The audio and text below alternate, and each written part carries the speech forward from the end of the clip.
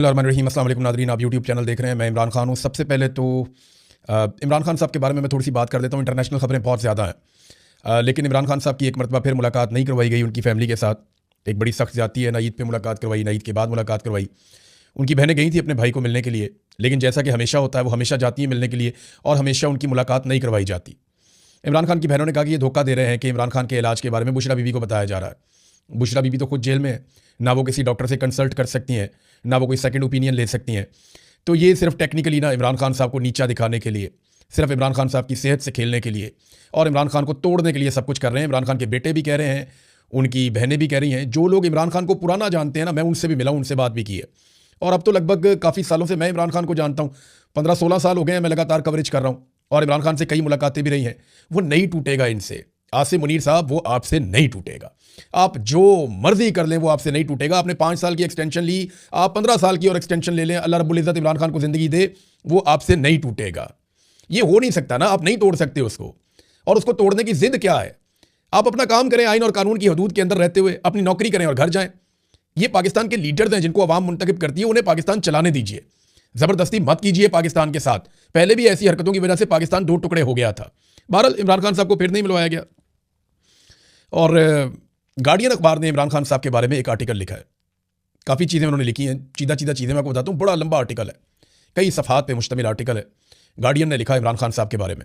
पाकिस्तान में साबिक वज़ीर आज़म, कोई वज़ीर आज़म, उसको ओहदे से हटाना कोई बहुत बड़ी बात नहीं है, लेकिन इमरान खान को, जो कि दुनिया का मकबूल तरीन हीरो है, उसे हटाना एस्टेब्लिशमेंट को बहुत महंगा पड़ गया। खान ने खेल के मैदान में, फलाही काम के मैदान में और सियासत के मैदान में जहाँ पे कदम रखा, मद्दे मुकाबिल कोई नहीं रहा। लेकिन उसे तमाम कुव्वतों ने मिलकर जेल में बंद किया हुआ है। यहाँ तक कि उसे कत्ल करने की भी कोशिशें की गई हैं। इस आर्टिकल में यह दावा किया गया कि इमरान खान पाकिस्तान की तारीख के मकबूल और मशहूर तरीन इंसान है। कोई मर्द या औरत, जिंदा या मरहूम, हकीकी या ख्याली पाकिस्तानी इमरान खान से ज़्यादा मशहूर नहीं हुआ या इमरान खान से ज़्यादा उसको मकबूलियत नहीं मिली। ये बात हकीकत है, झूठ नहीं है। दुनिया इमरान खान की गवाही देती है, लेकिन बोनों ने मिलकर एक बहुत बड़े कदावर शख्स को सिर्फ इसलिए जेल में बंद कर दिया कि जब ये बोने उसकी तरफ देखते थे तो ऐसे सर उठा के देखते थे। तो इन बोनों ने उसे जेल में बंद कर दिया और कुछ नहीं है। ये सारे बोले हैं, कुछ नहीं बेचते इमरान खान के आगे। पाकिस्तानी अवाम क्योंकि इमरान खान के साथ खड़ी है और अल्लाह रब्बुल इज़्ज़त ने उसको ये इज़्ज़त दी है, ये उसके हिस्से में आई है। अब आप जो मर्जी करें, उल्टे लटक जाएं, ये तो अल्लाह ने उसको दी है। अब आ जाए नाज़रीन इंटरनेशनल खबरों की तरफ। तो पाकिस्तान कुछ थोड़ा सा मरकज़ निगाह बना। उसकी वजह यह है कि पाकिस्तान को लगता है कि एक इस तनाज़े के हल के लिए पाकिस्तान मुज़ाकरात कार का रोल प्ले कर सकता है, पाकिस्तान मेज़बानी कर सकता है।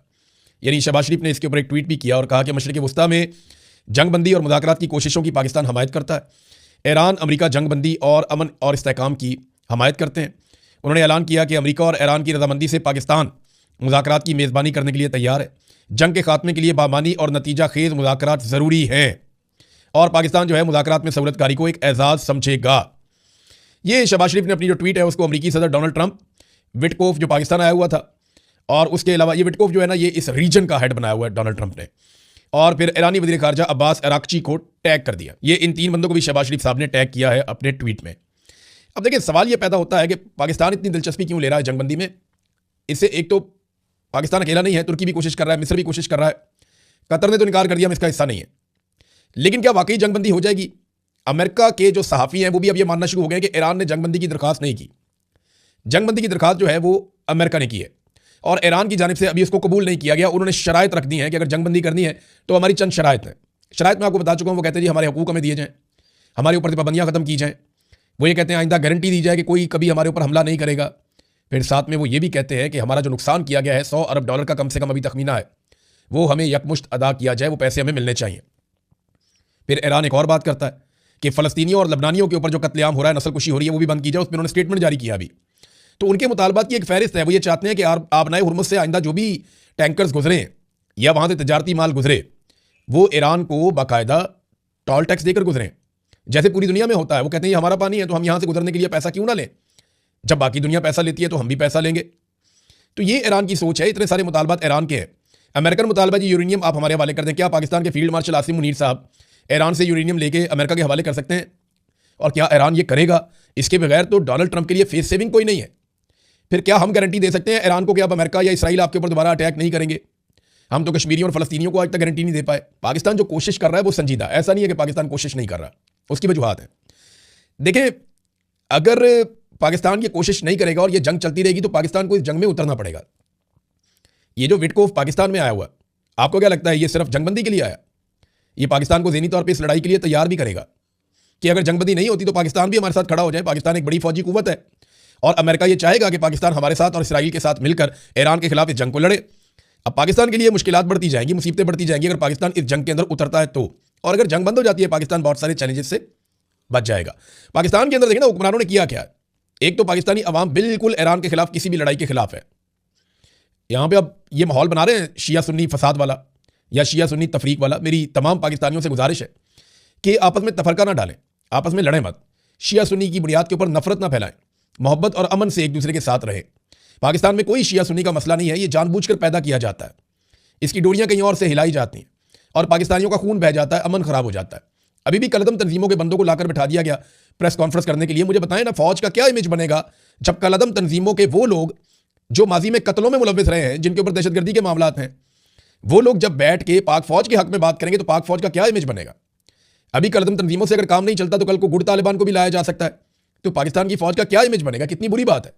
तो तफरका डालने की कोशिश की जा रही है, आपने हर हाल में इस तफरके से बचना है। मुझे बड़ी प्यारी एक बंदे की बात लगी, मुझे बता रहा था कि एक साहब दुआ कर रहे थे, वो सुन्नी थे और वो दुआ कर रहे थे या अल्लाह ताला ईरान को हिफाजत में रख, वो ईरानियों के लिए दुआ कर रहे थे। तो दूसरे साहब ने उन्हें कहा कि आप ईरान के लिए क्यों दुआ कर रहे हैं, वो तो शिया है। तो उन्होंने कहा जी फिर आप इसराइल के लिए दुआ कर लें, वो तो सुन्नी है ना।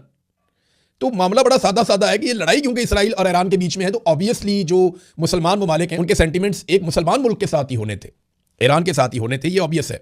अब जो इसको ना समझे तो उसकी मर्जी है। पाकिस्तान के अंदर ना देखो इन्होंने कैसे दाव लगाया। जैसे ही आलमी मंडी में खबर आती है, ये पाकिस्तान में पेट्रोल की कीमतें उठा के कहां से कहां ले जाते हैं। मट्टी का तेल कितना महंगा कर दिया, आयोक्टेन कितना महंगा कर दिया, डीजल और पेट्रोल की कीमतें 55 रुपए बढ़ा दी, अभी मजीद बढ़ाने की तैयारी कर रहे हैं। ये अपने सारे खसारे इसी बहाने पूरे कर रहे हैं।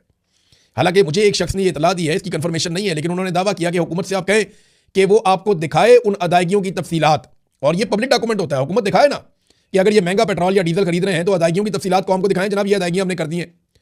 दावा यह किया जा रहा है कि हुकूमत सऊदी अरब से जो भी इस वक्त फ्यूल ले रही है वो रियायती निर्खों पर ले रही है, क्योंकि सऊदी अरब को पाकिस्तान की इस वक्त जरूरत है और वो भी उधार ले रही है।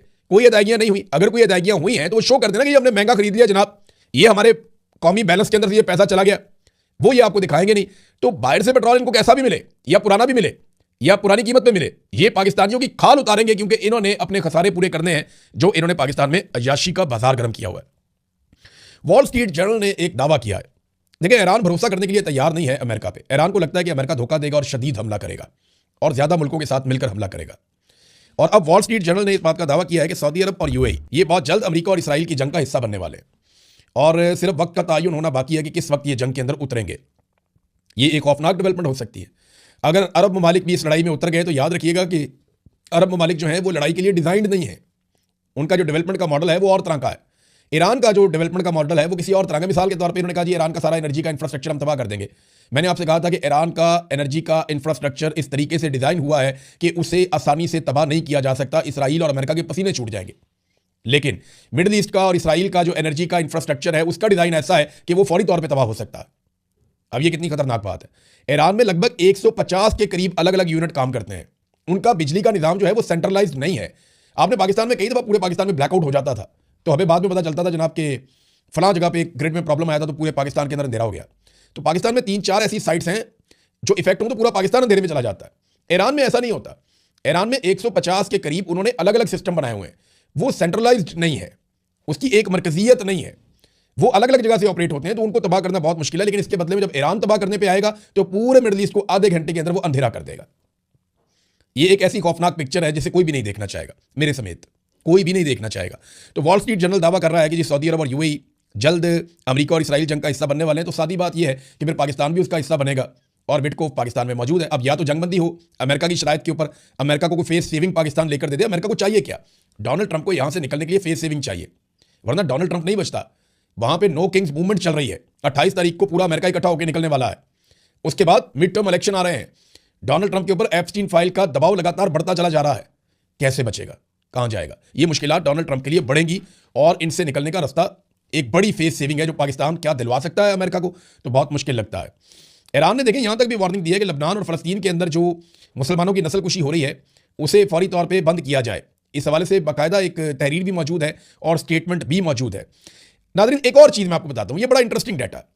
हालिया जंग के अंदर ना ईरान की कमाइयां शुरू हो गई। कैसे कमाइयां शुरू हो गई हैं, ये बड़ा इंटरेस्टिंग डाटा है। ये आप देखें कि जंग से पहले ईरान कितने का तेल बेच रहा था और कितनी मिकदार में तेल बेच रहा था, और जंग के दौरान ईरान कितना तेल बेच रहा है, कितनी मिकदार में और किस कीमत पे बेच रहा है। ये देखें आप, ईरान की जो तवानाई की सनत है उसके जराए ये बताते हैं, और जो उन्होंने बताया वो बहुत हैरान कुन है। जंग से पहले ईरान रोजाना तकरीबन 11 लाख बैरल तेल पैदा करता था। 11 लाख बैरल तेल जंग से पहले रोजाना, और उसको जब आलमी मंडी में $65 फी बैरल की कीमत थी तो ईरान 15% कम पे बेचता था, लगभग $18 कम पे बेचता था, $18 कम पे बेचता था, बिल्कुल यही है डाटा। और वो कीमत बनती थी लगभग $45-47 फी बैरल, यानी ईरान $45 से $47 फी बैरल तेल बेचता रहा है 11 लाख बैरल रोजाना पैदा करके। और आज ईरान रोजाना 15 से 17 लाख बैरल तेल पैदा कर रहा है, यानी तेल पैदा करने की सलाहियत उसने अपनी 40% लगभग बढ़ा दी है, और उसे $110 फी बैरल में से सिर्फ $2-3 की $4 की रियायत पे बेच रहा है, यानी दुगनी से ज्यादा कीमत पे बेच रहा है और लगभग 40-30% ज्यादा प्रोड्यूस कर रहा है। तो ईरान का तो मुनाफा ही मुनाफा है। अब ये मुनाफा, ईरान की जो प्रोडक्शन है वो लगभग 30 से 40% बढ़ गई है, और मुनाफा ईरान का 100% से ज्यादा बढ़ गया है, और वो दुनिया को तरसील भी इसकी बढ़ गई है। तो ईरान का तो इस लड़ाई में फायदा हुआ। रशिया का इतना फायदा हो रहा है कि रशियन सदर ने कहा कि जो इजाफी पैसे आना शुरू हो गए हैं इन पैसों को हम कर्जे उतार देंगे। अमेरिका ने कितना बड़ा फायदा कर दिया रशिया का कि आलमी मंडी से रशिया को जो बेशुमार पैसा मिल रहा है, अमेरिका का बड़ा दुश्मन है रशिया, तो उस पैसे से वो अपने कर्जे उतार देंगे। रशिया को काफी रिलीफ मिला। तो ये डोनाल्ड ट्रंप का ना इन सारों को मिलकर एक दिन शुक्रिया अदा करना पड़ेगा जिस किस्म के डोनाल्ड ट्रंप ने इनके लिए कारनामे कर दिए हैं। जंग में होने वाला जानी नुकसान, ये बहुत इंपॉर्टेंट है। लोग बार बार पूछते हैं कि किसका कितना नुकसान हुआ, तो मैं आपके सामने रख देता हूं। अब तक जो ईरान से इतलात आ रही हैं, 1500 से जायद लोग ईरान में, आम शहरी, फौजी, बाकी लोग, ऑफिशियल्स, वो शहीद हो गए। 18,000 से जायद जख्मी हुए हैं। और ईरानी कार्रवाई के नतीजे में जो ऑफिशियली अभी तक तस्लीम शुदा है इसराइल और अमेरिका की जानिब से, 31 अमरीकी और इसराइली मारे गए हैं, जिनमें ज़्यादातर फौजी हैं, और तकरीबन कोई 5,000 के करीब वहाँ पे भी जख्मी हुए हैं, जिनमें बहुत सारों की हालत ख़राब है। और ये खबर मैं आपको अल जज़ीरा के सोर्स से दे रहा हूँ। ईरान की एक फारा न्यूज़ एजेंसी, उसने एक वीडियो जारी की, उसमें उन्होंने दिखाया कि एक ड्रोन है। अच्छा, ये ड्रोन मैंने देखा तो मैंने कहा ये तो बिल्कुल वैसा ही है जैसा शाहिद ड्रोन है। तो जब खबर पड़ी तो उसमें भी यही लिखा हुआ था कि ये अमेरिका ने ड्रोन बनाया और बिल्कुल ईरानी टेक्नोलॉजी के मुताबिक बनाया, बिल्कुल ईरान के शाहिद ड्रोन की तरह का यह ड्रोन है। क्योंकि पिछले साल जब इस्तेमाल किया था इसको ईरान ने, और उससे पहले भी इस्तेमाल किया था, तो अमेरिकन के पास लाजमी बात है इसकी कॉपी होगी। और वो ये कह रहे हैं कि इन्होंने अब ये ड्रोन भी इस्तेमाल करना शुरू कर दिया, और इनको इस्तेमाल किया जाता है मुख्तलिफ कार्रवाइयों में, और बाद पे ईरान पे इल्ज़ाम भी लगाया जाता है। 131 ड्रोन्स अब तक मार गिराए हैं ईरान ने, अमेरिका के और इसराइल के, ये भी उन्होंने दावा किया। तैयारे भी उनके गिर रहे हैं। ये सूरत हाल उनके लिए पैदा हो चुकी है। नाज़रीन, अब मैं एक खबर आपके सामने रखता हूँ। दो खबरें हैं और दोनों, एक बड़ी अच्छी खबर है और एक उतनी अच्छी नहीं है। एक अच्छी खबर यह है कि खैबर पख्तूनख्वा में सियाहत वापस आ रही है। बड़े पैमाने पर सयाहों ने ईद के दिनों में खैबर पख्तूनख्वा का रुख किया है। 2,62,000 अफराद। अब देखना महंगाई कितनी बढ़ गई है, हालात कितने ख़राब हैं, पेट्रोलियम मसनूआत कितनी महंगी है, इसके बावजूद कितना पोटेंशियल है खैबर पख्तूनख्वा में कि एस्टैब्लिशमेंट ने कितनी नफरत फैलाई, कितनी कोशिश की है, कैसे दहशतगर्दों को लाकर बसाया गया। इसके बावजूद खैबर पख्तूनख्वा के जो पश्तून हैं उनकी मेहमान नवाजी ने काम कर दिखाया, और 2,62,000 पाकिस्तानी जो है वो स्वात के अंदर सियाहत के लिए गए, जिनमें 2,62,000 पाकिस्तानी जो हैं वो खैबर पख्तूनख्वा में सियाहत के लिए गए, और इनमें सबसे ज़्यादा 1,86,000 स्वात में गए। कमाल नहीं हो गया? अब मुझे बताएं ना DGISPR कि उनके फेवरेट वजीर आला सरफराज बुट्टी क्या हमें डाटा जारी करेंगे कि बलूचिस्तान में जहां बड़ी शानदार कारकर्दगी है, एक SHO की मारे दहशतगर्द, वहां पे कितने सयाह गए हैं सियाहत के लिए? देंगे कोई डाटा?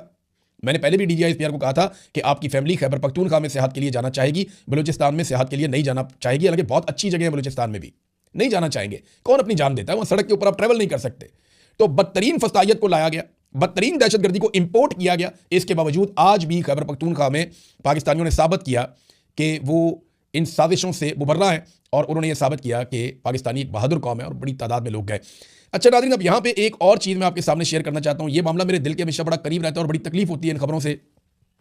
ये आलमी सतह पर एक डाटा है, रॉयटर्स ने भी इसके ऊपर खबर दी है। मैं वहीं से आपको बता देता हूँ कि पाकिस्तान रैंक्ड किया गया है दुनिया के उन ममालिक की फहरिस्त में जहाँ पे बहुत ज़्यादा पोल्यूशन है, और 2025 में पाकिस्तान दुनिया का सबसे आलूदा मुल्क डिक्लेयर कर दिया गया है 2025 में। अब ये जो जितनी शरह होती है ना पाकिस्तान में, दुनिया में स्मोक की, जो बताई गई है कि इससे आप जिंदा रह सकते हैं, बस इतना अगर कार्बन के एमिशंस हैं अगर हवा के अंदर तो आप गुजारा कर सकते हैं, उससे 13 गुना ज्यादा पाकिस्तान के अंदर ये मामला रहा है। ये पाकिस्तान में क्लाइमेट चेंज हो रहा है, पाकिस्तान में आलूदगी फैल रही है। तो भाई इन्होंने पाकिस्तान के एनवायरमेंट की फेर दी है। छोटे छोटे फायदों के लिए लोगों ने अजीबोगरीब किस्म से अपने इंडस्ट्री लगाई हुई है, और उसके अंदर से कार्बन एमिशंस हवा के अंदर जा रहे हैं और तबाही फैल रही है। छोटे छोटे पैमाने पे लोगों ने इंडस्ट्री लगाई हुई है, कोई रुकावट नहीं है, कोई तरीकाकार नहीं है चेक करने का, और आलूदगी धड़ाधड़ फैल रही है। कोई इसको चेक करने वाला, देखने वाला नहीं है। और ख़ास तौर पे इसमें जो सबसे बड़ा रोल है वो बड़े शहरों का है, जिनमें एक शहर लाहौर है, जिसके बारे में कहा जाता है कि वो सर्दियों के मौसम में रहने के काबिल ही नहीं होता। तो ये पाकिस्तान में आलूदगी और स्मोक की सूरत हाल है कि दुनिया में सबसे बदतरीन मुल्क डिक्लेयर किया गया पाकिस्तान को। अभी 2 दिन पहले डाटा आया था कि दहशतगर्दी से मुतासरा ममालिक में पाकिस्तान पहले नंबर पर आ गया। अब आलूदगी से मुतासरा ममालिक में भी पाकिस्तान पहले नंबर पर आ गया। इन हुक्मरानों को लाने वालों का बहुत शुक्रिया, खासतौर पर आसिम मुनीर साहब का। अब तक के लिए इतनी, अपना ख्याल रखिएगा, अपने चैनल का भी। अल्लाह हाफ़िज़।